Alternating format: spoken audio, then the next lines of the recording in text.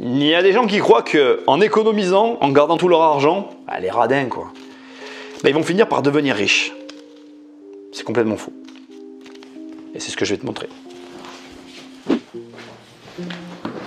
Et je vais commencer par définir ce qu'est la richesse. Il y a des chances que tu n'aimes pas ce que je m'apprête à te dire. La richesse, c'est ta capacité à gagner de l'argent très rapidement sans que ce soit une arnaque. L'enrichissement, c'est quoi? C'est quelqu'un qui va gagner tous les jours ce que quelqu'un gagne tous les mois. Je le redis parce que c'est pas bien, mais c'est comme ça. C'est quelqu'un qui a la capacité de gagner tous les jours ce que quelqu'un gagne tous les mois.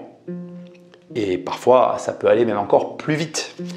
Donc le problème, c'est ça, c'est que dans notre société, on a un souci avec ça parce que je pense qu'on appréhende les problèmes sous notre propre perspective. Et que comme c'est une minorité de gens qui gagnent en une journée ce que d'autres gagnent en un mois, eh bien on a du mal à comprendre ces mécaniques.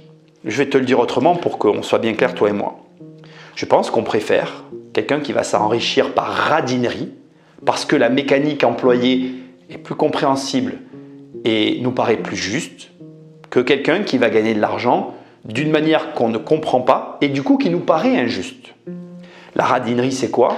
Ça consiste précisément à économiser de l'argent et ce sont ces économies accumulées qui vont générer une richesse.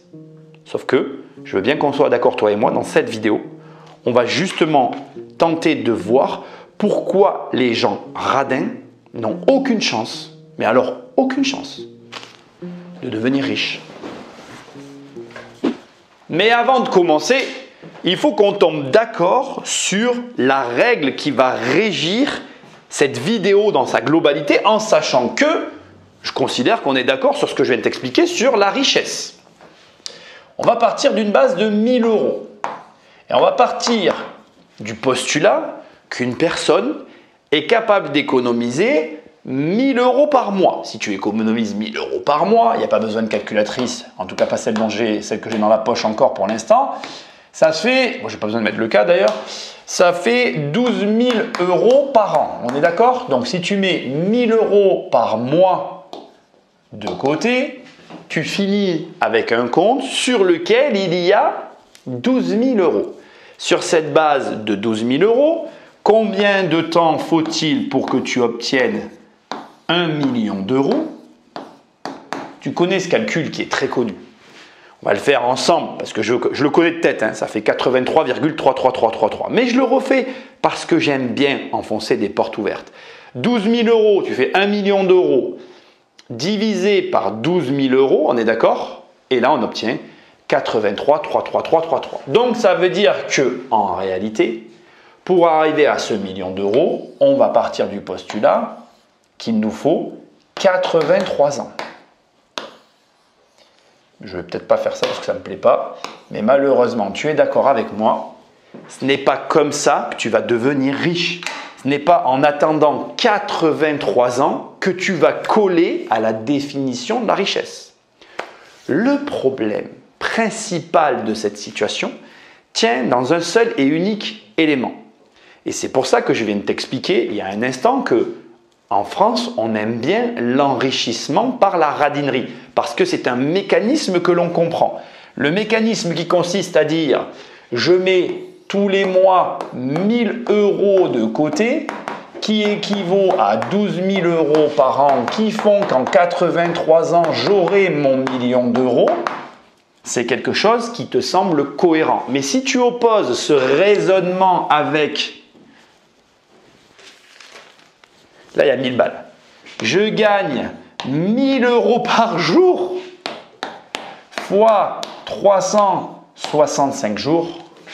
Ben là, je sais que tu as un problème. Parce que regarde, si tu fais, j'ai pas besoin de la calculatrice pour calculer le résultat de 1000 euros par jour. J'ai besoin de la calculatrice pour calculer le résultat de 1000 euros par jour sur 83 ans. Là, attends, d'ailleurs, j'ai pas... Il y a tellement de voilà, j'ai pas regardé la fin, ça fait 30 millions, 295 000. Voilà, j'ai un peu un problème. Et là, Tu te dis, mais attends, le mec qui fait ça, c'est un arnaqueur. Première erreur psychologique. Tu raisonnes avec l'argent par rapport à ta propre situation. Et c'est problématique parce que malheureusement, il y a plein de personnes qui gagnent énormément d'argent et en fonction de l'argent qu'ils gagnent, 365 000 € de chiffre d'affaires par an qui est le résultat d'une entreprise, c'est pas irréalisable en réalité. C'est juste que à ton échelle à toi, ça n'est pas réalisable. C'est un petit peu, excuse-moi l'image, mais c'est pourtant celle que je lui me viens en tête, le concept avec les catalogues que tu as dans ta boîte aux lettres. Moi, je reçois plein de catalogues dans ma boîte aux lettres, beaucoup moins depuis la nouvelle loi, mais j'en recevais beaucoup à un moment donné. Et comme tout le monde, je les prenais, je les mettais à la poubelle. Et je me disais, mais qui lit ces merdes en fait? Mais sauf que si des grosses entreprises comme les grandes enseignes dépensaient des millions d'euros pour que ces catalogues arrivent dans ta boîte aux lettres, c'est qu'en vérité, il y avait plus de gens qui les lisaient que de gens comme moi qui les mettaient à la poubelle directement. Ce qui veut dire qu'en définitive, ton raisonnement est basé sur ta propre expérience et sur tes propres revenus. Et le problème, c'est que ça n'est pas la réalité.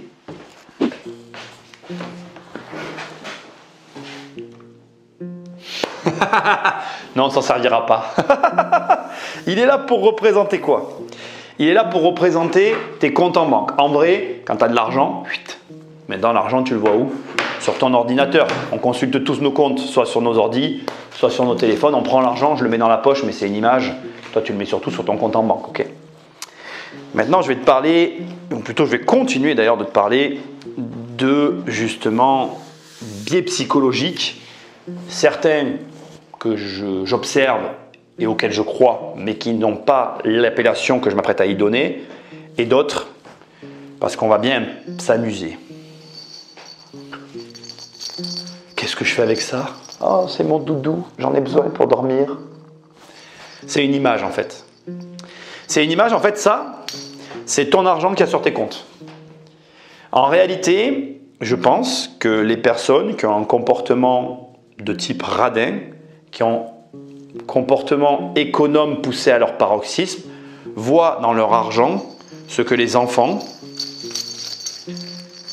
je vais arrêter parce que c'est gênant, voient dans leur doudou. Ça les rassure, ça leur procure une sécurité. Mais ce n'est qu'une illusion.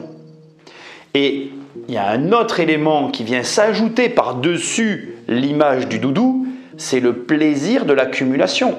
Il y a des gens qui, en plus d'avoir la sécurité que leur apporte l'argent, ils ont un plaisir à accumuler l'argent, auquel s'ajoute encore, enfin ça ne suffit jamais, l'aversion à la dépense, biais psychologique dont j'ignore complètement l'existence, mais que j'observe, à savoir qu'il y a des personnes qui malheureusement n'aiment pas dépenser de l'argent.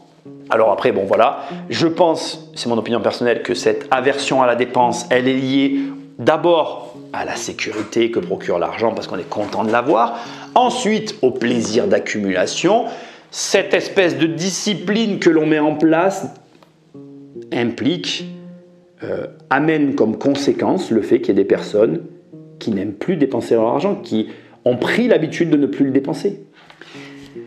Et je vais te dire un truc qui est vraiment très grave en fait, c'est que l'argent a comme utilité d'être dépensé. C'est-à-dire que tu dois dépenser ton argent en fait. Si tu le conserves, tu n'as pas compris ce que c'était en fait.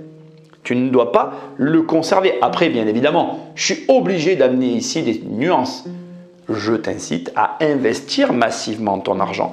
Je ne t'incite pas à devenir un consommateur. Je t'incite non plus pas à l'opposé, à devenir un radin maladif qui garde tout son argent. Entre les deux, il y a bien évidemment une dépense modérée et réfléchie, mais une dépense orientée, en ce qui me concerne, vers l'investissement. Mais que tu crois que l'argent soit une sécurité, ce qui ne l'est pas du tout, ou que tu crois que d'accumuler de l'argent est un plaisir, ce qui n'a rien de bien à avoir des chiffres sur un ordinateur ou je ne sais où. Dans les deux cas, tu te méprends totalement. Et la conséquence de ça, pour moi, c'est que du coup, tu as une aversion à la dépense. C'est-à-dire que tu n'as plus envie de dépenser de l'argent, du coup, tu ne vis plus, et comme tu ne vis plus, c'est là où ça devient plus inquiétant, c'est que ça n'est pas agréable d'être avec toi. Je ne sais pas ce que je te souhaite, c'est pas ce que je me souhaite, c'est ce que je souhaite à personne. Petit détail que je veux ici glisser entre parenthèses parce qu'il est important pour moi de te le préciser. Je pense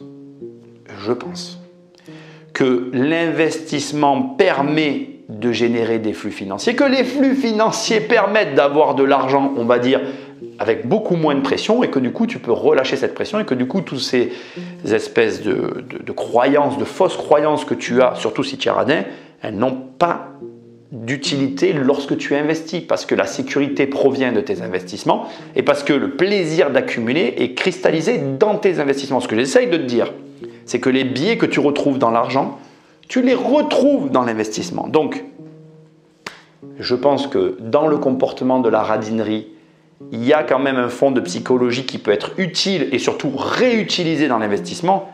Bascule, mon ami, ne reste pas là où tu es. Ça serait dommage. D'autant que j'ai encore des choses à te dire et à te montrer.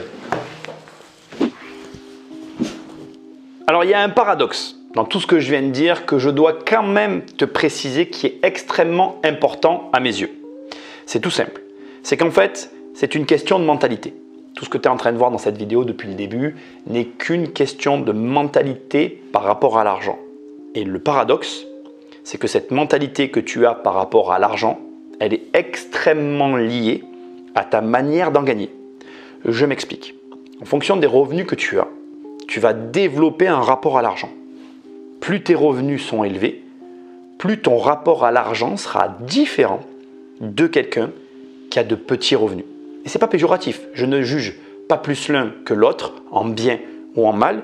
Je cherche juste là maintenant à faire une petite pause dans tout ce raisonnement pour te préciser un détail qui est pour moi extrêmement important, c'est que ta façon de gagner de l'argent, les montants d'argent que tu gagnes, conditionnent ta manière de penser de l'argent. Et la difficulté dans tout ce rapport à l'argent que nous avons tous, c'est qu'on ne peut pas décorréler ce que l'on gagne, la façon dont on le gagne, de notre manière de penser. Ça veut dire que pour que tu puisses changer de mentalité, et je pense que tu as compris que cette vidéo était là pour t'aider à changer de mentalité dans son ensemble, malheureusement, il va falloir que tu acceptes d'aborder l'argent d'une manière différente. Et c'est ce que je m'emploie à faire depuis le début de cette vidéo.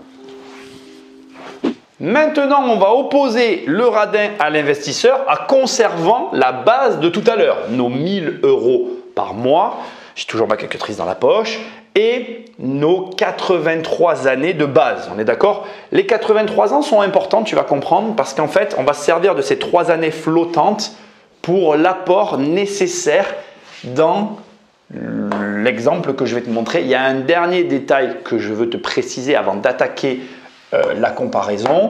Je vais faire les radins contre les investisseurs. Je vais prendre 2 variantes d'investissement parce que la première que je vais faire, qui est très simpliste, ne représente pas à mon sens la réalité. La deuxième sera peut-être un peu trop extrapolée, mais dans les deux cas, de toute façon, on ne sera pas loin de la vérité. Bon, le radin, c'est assez simple. Il met 12 000 € par an de côté, d'accord? Sur 83 ans, il a 1 million d'euros. Et on n'en parle plus. À partir de là, j'aurais pu partir sur plein de scénarios différents. Je veux que tu le saches, je ne vais pas prétendre être l'expert de ce que je ne suis pas. Moi, je suis un expert en immobilier. Donc, je vais comparer un radin à des investisseurs immobiliers. Bien sûr, ça marche avec la bourse, ça marche avec la crypto-monnaie, ça marche avec l'or, ça marche avec le vin, les chevaux. La liste est très longue. Ce n'est pas mon métier. Je parle de ce que je connais et de ce que je sais faire. Ok? Donc, voilà comment je vois les choses. Je veux que tu saches que pour moi, 80 ans, c'est avant tout 4 fois 20 ans. Parce que là, je ne t'apprends rien. Mais 4 fois 20 ans, c'est 4 crédits de 20 ans. Premier scénario. On a donc un investisseur qui va utiliser 3 fois 12 000 € sur les fameuses 3 années. D'accord? Tu vas voir le calcul qu'on va faire. Et ces 12 000 € vont lui permettre à chaque fois d'acheter 3 appartements à 100 000 € qu'il soldera, tu es d'accord avec moi, par tranche de 20 ans. Donc bon, on ne va pas se prendre la tête, idem, idem, idem, 300, 300 et 300. 3 x 4, 12. On se retrouve ici avec un patrimoine d'1 200 000 €, d'accord, auquel on ajoute l'économie des 12 000 euros par an, puisqu'on a utilisé qu'à chaque fois que 12 000 euros. Mais tu vas voir comment on va faire. On va rajouter le fameux million d'euros économisé auquel on va déduire maintenant. Donc on a, je fais le calcul avec toi en temps réel pour que tu sois d'accord. Par ligne d'immeuble, il a utilisé 12 000 euros. On est d'accord? Fois, par ligne d'appartement, fois 3, ça fait 36 000 euros. Fois 4, ça fait 144 000 euros qui viennent en déduction. Et donc, sur cette ligne, on a 2 200 000 euros moins, c'était pas ça que je voulais faire, moins 144 000 euros. On a donc ici un patrimoine d'une valeur de 2 56 000 euros. C'est l'écart basique entre un investisseur qui prend aucun risque et qui reste extrêmement stable et un radin en fait. Maintenant, je voulais faire un dernier scénario qui va pour certains paraître un petit peu tiré par les cheveux, mais pour moi qui est tout à fait réaliste. Sur la base de 10% d'apport à chaque fois, parce que là ici, je suis parti sur les 12 000 euros qu'on utilisait. Là, on va partir sur 10% d'apport. On part sur une première ligne où on achète pour 300 000 euros, 3 fois 100 000 euros. 3 fois 200 000 euros, 3 fois 2, 600 000 euros, puisqu'après que tu aies investi 100 000 euros, tu peux grossir en patrimoine. 3 fois 400 000 euros, tu peux doubler puisque tu possèdes à chaque fois un patrimoine qui te permet de grossir.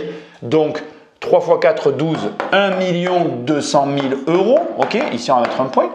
Et bien évidemment, à la fin, on peut faire, pour moi on peut le faire, 3 fois 800 000 euros, d'accord? Donc ça nous fait 2 fois 8, 16 et 4, 2 400 000 euros. Voilà, donc on tire un trait et on se retrouve donc avec un patrimoine de cette envergure, x 3, voilà. Donc on fait 1 200 000 plus 2 millions, hein, plus 600 plus 300. Pour moi, ça n'est que finalement l'agrandissement d'un patrimoine. Donc, on se retrouve ici avec 4,5 millions. J'ai l'impression de faire une erreur, mais j'ai quand même envie de recalculer. Donc, on fait 300 plus 600 plus 1002 plus 2004. Ça fait 4005 plus 1 million. Et sur cette base, maintenant, on va retirer l'apport qui est à chaque fois de 10%. Donc, 80 000 fois 3, ça nous fait 200, c'est facile, hein, ça nous fait 240 plus 1 million plus 200 plus 120 plus 60 plus 30. Voilà. Moins 450. Et ici, on se retrouve, donc 450 000, hein, on est d'accord, je n'ai pas fait mon kilo machin là, mais on s'est compris. Ça nous fait donc 4 500 000 euros moins 450 000, je n'ai pas besoin de le calculer, ça fait 5 50 000 euros de patrimoine. Alors, juste deux petites précisions, elles sont importantes. Ici, tu peux trouver que c'est abusé, surtout sur cette ligne, et je peux l'accepter. Si tu voudrais faire une troisième variante, on enlève le 2 400 000 euros et on remet 1 200 000 euros, parce que c'est vrai qu'au-delà des 500 000 euros d'emprunt, au-delà des 800 000 euros d'emprunt, même du million, quand on s'en approche, c'est des particularités. Donc, je pourrais comprendre que cette ligne te dérange. Au demeurant, je te laisse refaire le calcul sur cette ligne-là. Tu vois bien que si tu passes à 1 200 000 euros, en fait, tu les enlèves du coup. On tombe à 3 300 000 euros. Et ici, on retire. Donc, de toute façon, l'écart est colossal. Le but ici, c'est de te montrer que de garder de l'argent en espérant en avoir, c'est malheureusement pas comme ça que tu obtiens de l'argent rapidement, que tu colles à la définition que je t'ai donnée au départ, à savoir gagner de l'argent rapidement. Et encore, il y a quand même une chose hyper importante que je dois préciser ici. Rapidement, c'est très relatif. On est sur une base de 83 ans, on fait de l'immobilier, c'est relativement long, on est sur des tranches de 20 ans, on est vraiment sur une mécanique que tu es censé comprendre et que je trouve très longue. Il y a des personnes qui vont te dire « Mec, moi je fais ça en 1 an ». Donc, mon but, c'est déjà ne serait-ce que de te faire comprendre avec ce tableau, avec des comptes à l'appui, que regarde, si tu investis, ça peut donner des résultats, regarde là-bas au bout, qui sont à 1000 lieues de simplement économiser. Si déjà je t'ai fait comprendre ça, on a avancé toi et moi. j'ai fait une erreur. Est-ce que tu l'as remarqué? Cette vidéo entière, elle part d'un seul et unique postulat.